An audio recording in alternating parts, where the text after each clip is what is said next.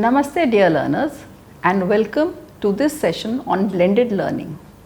This topic blended learning is from the course MDE 518 on Educational Communication Technologies. It is a part of the Masters in Distance Education MADE program of the Indira Gandhi National Open University. As you may be aware, this course MD 518 on Educational Communication Technologies deals with the use of technologies for teaching and learning. In other videos of this course, I am sure that you have already learnt about different types of technologies and how they are useful in learning. You are also well aware that today technology is omnipresent and encompasses every sphere of our lives. In fact, following the COVID-19 pandemic and the lockdown that followed it, the way in which the world has functioned has changed and it has become more technology driven than ever before. You are also aware that during the lockdown, technology became the means for communication amongst all of us. More so, the use of technology led to new ways of teaching learning. I am sure that you will realize that during this time, face-to-face teaching was replaced by online teaching. Small children at primary level, secondary level and higher education, including research scholars at PhD level, all began to learn through online work mode due to the disruption caused by the pandemic. However, now as educational institutions slowly work towards reopening, there is a lot of debate and discussion about the nature and methodology of learning. While the concept of blended learning has been in existence for many years, but following the pandemic and lockdown, there is much more interest in blended learning.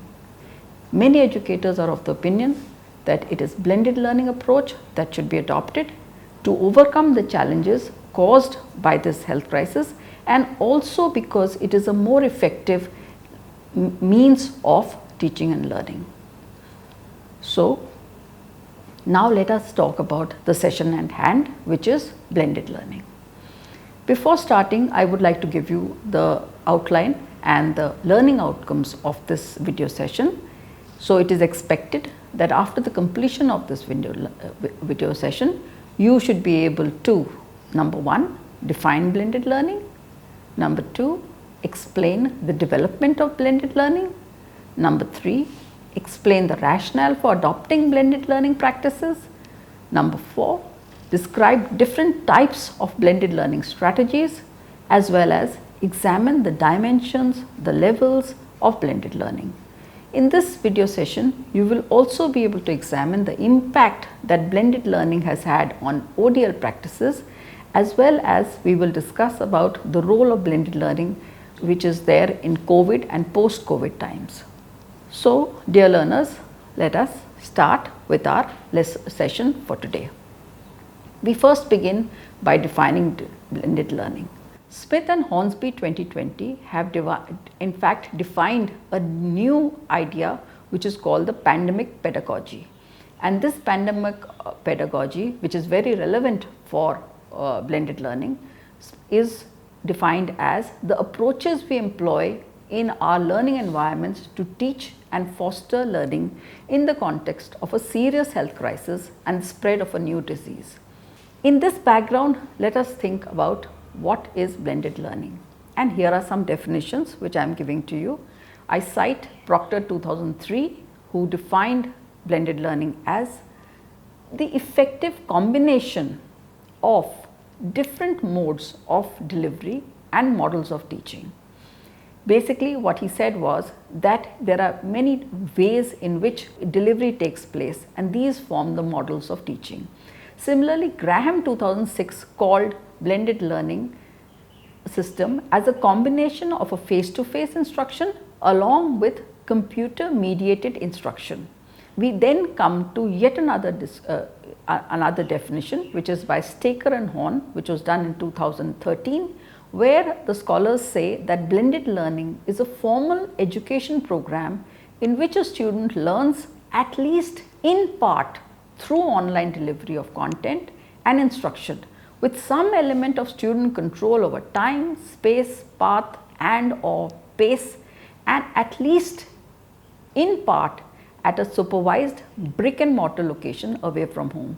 So, you see that in this particular definition of staker and home, there is a combination of face to face as learning which takes place in a brick and mortar location, as well as student control, which we will study later in this session, which is online learning also.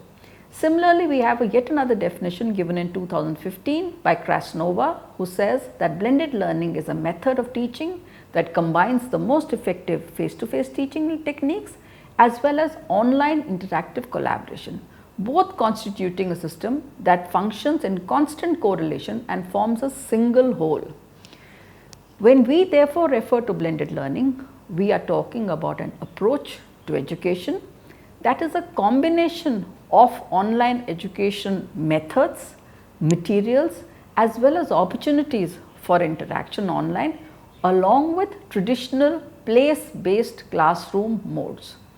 In a sense, blended learning can be defined as a fundamental reconceptualization and reorganization of the teaching and learning dynamic, starting with various contextual needs and contingencies which may be relevant to the discipline, the development level as well as the available resources in a particular context.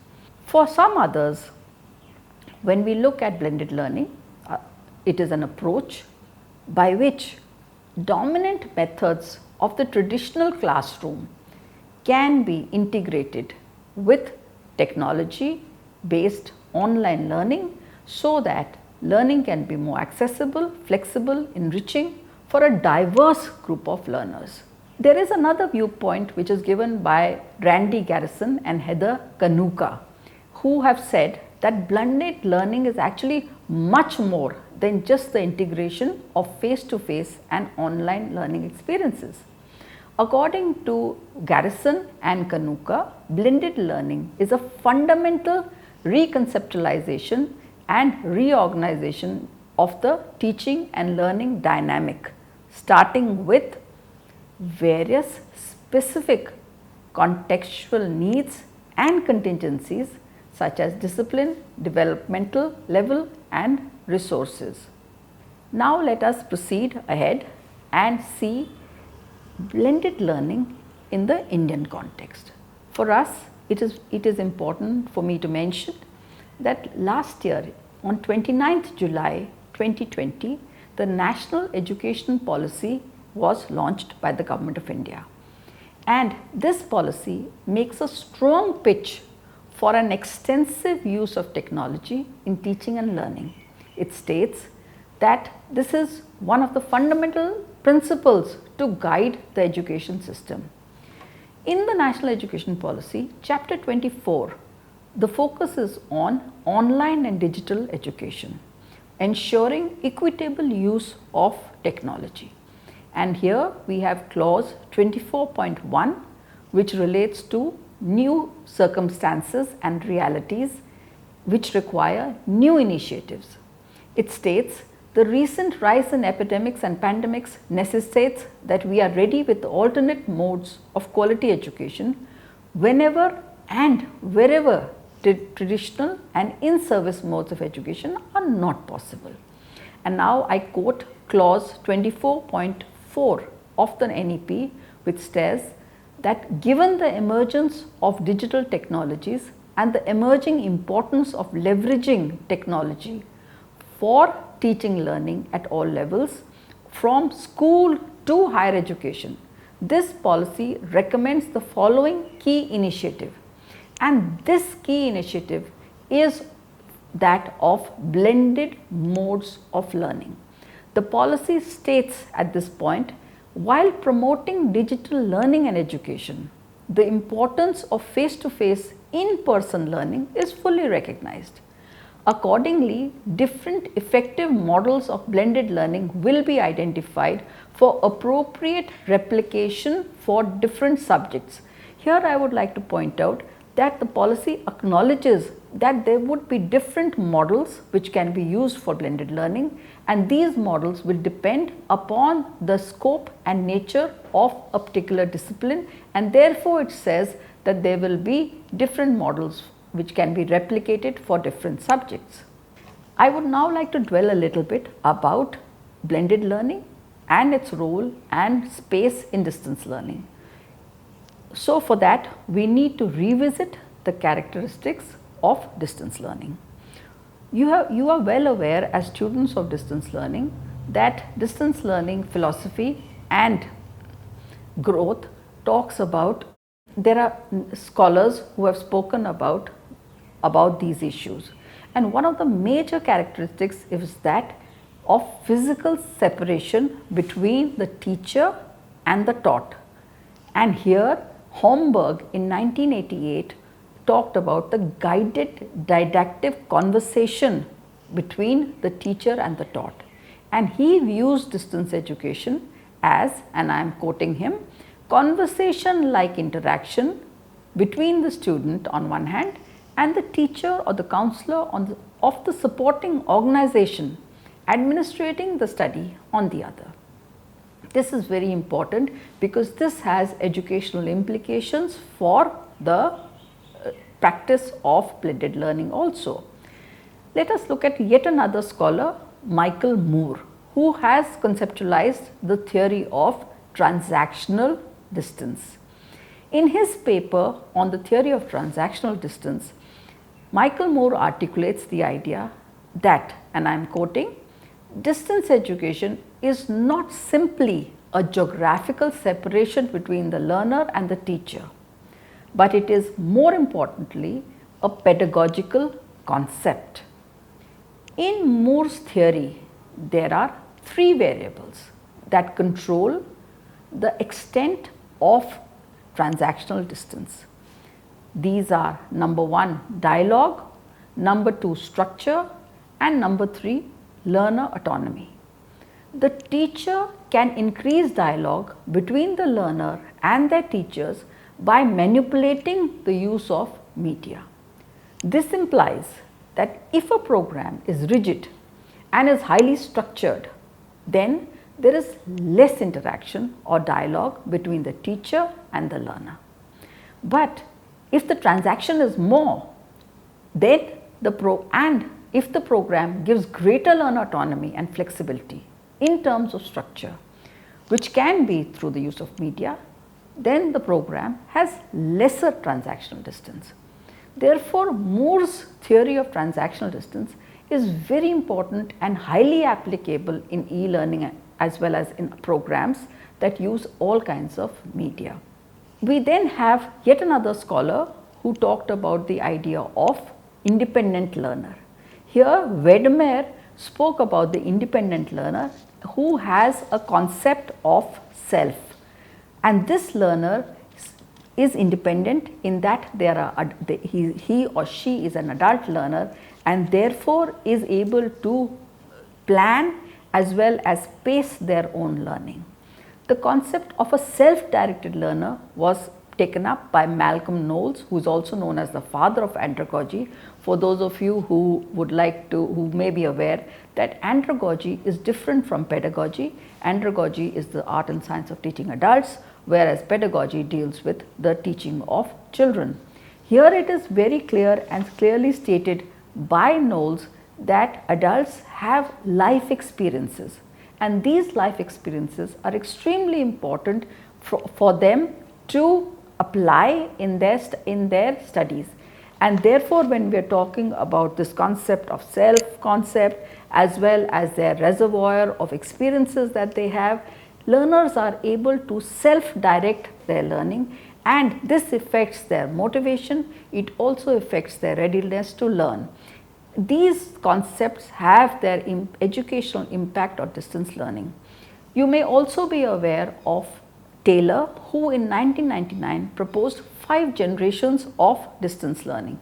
These included correspondence education, multimedia models, which include different medias such as print, broadcasting, and so on. There was also a third model, with third generation in fact, which was the tele-learning model, where there was two-way synchronization between audio, video and teleconferencing. The fourth generation was that of flexible learning, which was based on an asynchronous online learning, which combined with online interactive media. And the fifth generation was called intelligent flexible learning, which adds a high degree of automation and is student based with high interaction because of the nature of the internet. While analyzing these, Tony Bates, one of the big scholars of e-learning, now talks about the fact that we have reached a stage where we have a sixth and a seventh and perhaps even an eighth and ninth generation of distance learning with MOOCs, with emergency remote learning, and now in the post-COVID there may be a ninth generation, and what will that look like? Most experts agree that blended learning is here to stay, especially in the post-COVID period, and will play an important role in the coming years. Let us now think about why blended learning will play such an important role.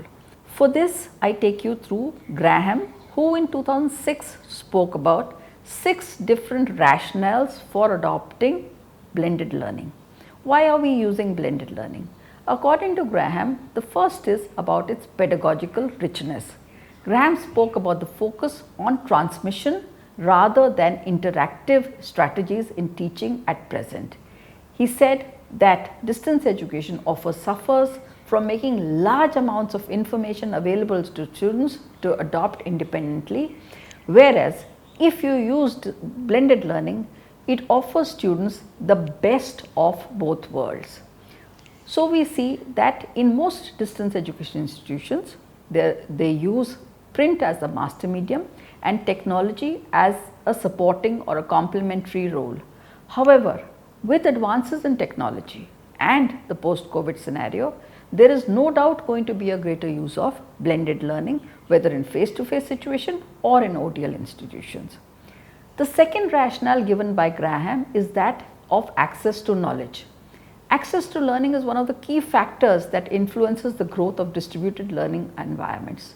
Students are not able to have a majority of their learning experiences at a distance from instructors, and therefore they want a direct face-to-face access to knowledge, which can be through a blended mode. The third reason given by Graham is that of social interaction, wherein he states that many learners want the convenience offered by a distributed environment, but at the same time they do not want to sacrifice the social interaction and the human touch that they are used to in a face-to-face classroom. Similarly, there is a concept of personal reasons, personal agency, which is also one of the rationales for the strength of the blended learning mode. In addition to this, the cost factor plays a major role, and in that institutions in both higher education and corporate institutions also, blended learning systems provide an opportunity for reaching a large, maybe globally dispersed audience in a short period of time with consistent semi-personal content delivery. Blended learning provides a cost-effective method by which there is a large return on investment, and therefore for agencies, institutions, it is a cost-effective reason for adopting blended learning. Yet another, we have spoken about the learners' autonomy levels. Farmer 2020 has also talked about the considerations for a blended model, which is linked to the learner's autonomy level. And in this, there are 3 points that are made. Number 1, where is my course situated within the overall academic program? Number 2, how independent are my learners at this point of time in the program? And thirdly, what level of guidance or coaching will my learners need to be successful? According to Farmer, these are the reasons or the considerations that identify what kind of model a teacher has to adopt for his or her teaching practice. Now let us see what are the different strategies for blended learning. As we have said before, that there are different types of blended learning models, and one very popular model is that of the flipped classroom. This model allows teaching out of class as well as in class. So, in a flipped model, students read the content at home or perhaps at any other place in the library or at the workplace, and then they come back to work on it in the classroom, where they are guided by the teacher or maybe by their peers also. Therefore, this learning can happen in different type of ways: videos, readings, quizzes and so on. The important part is that learners come to the teacher guided class or the synchronous component after completing their work in an asynchronous component of the course. Therefore, here students have the option of working in projects or exercises independently or in groups, but they rotate depending upon outside or inside the classroom. Yet another type of model is called the remote blended learning, which is also sometimes referred to as enriched virtual blended learning. Here the focus is on the learner to complete their coursework while only meeting the teacher as and when required on intermittent basis as per need. This approach differs from the flipped classroom because in this there is a balance of online and face-to-face instructional time. Here we find a third model, which is a station rotation blended learning model.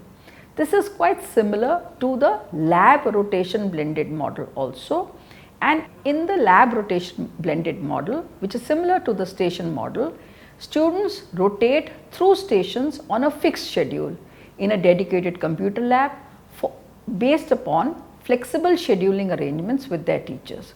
So, here too they are coming in and out of the classroom dependent upon the flexible scheduling arrangement. Yet another model is that which is called the flex blended learning one. Here students learn online but have access to a face-to-face teacher on a flexible and adaptive as needed basis through different types of activities. Thus, students have access to both face-to-face and online teacher support. Yet another model is that of the individual rotation blended learning model. In this model, students are allowed to rotate through stations, but on individual schedules which are set by the teacher and are based upon how they are learning and their need for guided. Students do not necessarily rotate to all the stations. They rotate only when their activities are scheduled as per their requirement. In different other models, there are project based learning models. In a blended project based learning model, a student uses both online learning either in the form of courses or self-directed access or face-to-face instruction and collaboration, which is done through face-to-face as well as online means. These are very similar to self-directed learning models, which are again based on the autonomy and on the self-directed nature of the program.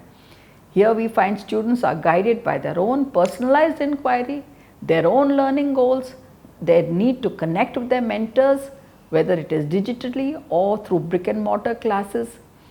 As we have already said that if in the case of adult learners, it is a self-directed learning and therefore they may or may not do a classroom. In case they are able to judge for themselves how much of learning they require with the help of a teacher. The importance is that students and teachers have to seek out the appropriate model based upon what they need to learn, what is their discipline and how much autonomy is available to the student. There are other models of blended learning also which are there and you can read about them, which are inside outside model, outside inside model. Again, coming back to the basic fundamental reason and rationale for blended learning, it depends upon the requirement of the student and how much the student wants the teacher's guidance and how much the student is able to do on his or her own time. The idea of distance learning is that to ensure that there is mastery learning, that a learner is able to have complete mastery over their learning objectives. And that is why mastery based learning, blended learning is also yet another model of blended learning, in which the learning outcomes is very crucial and students come for mastery based learning experiences. These models are used depending upon the institution's objectives, the institutional's infrastructure, as well as upon the learning goals that are to be achieved by a particular student in a particular discipline. There are different dimensions that Graham 2006 has suggested, and these are of 4 types. So, he talks about the space aspect, whether it is face to face or virtual, the time, which is whether it is synchronous or asynchronous, how rich is the material, and also upon whether a person, what is their relationship about human beings versus machines. And Graham also talks about 4 levels which are related to the blended learning, which is what is the activity that is being undertaken, what is the course, and what is the program and the institution.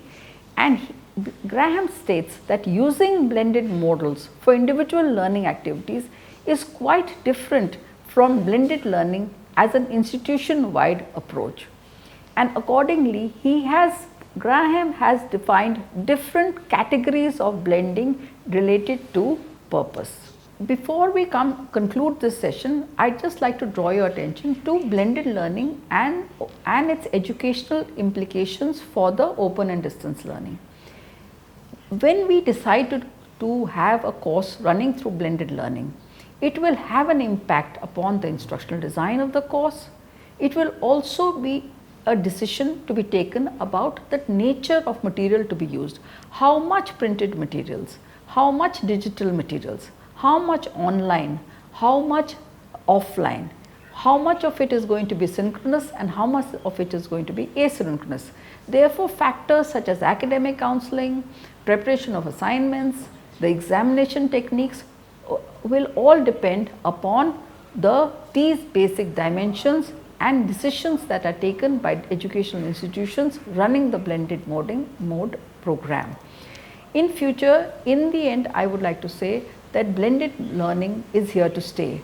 Definitely in the post, because of COVID and because of the change in the educational environment, institutions, whether they are face to face or ODL, will turn to blended learning, and therefore for us to take a considered decision, every institution and teacher has to take into consideration all factors when they design and develop a blended learning course. I hope that you enjoyed this session, and thank you very much.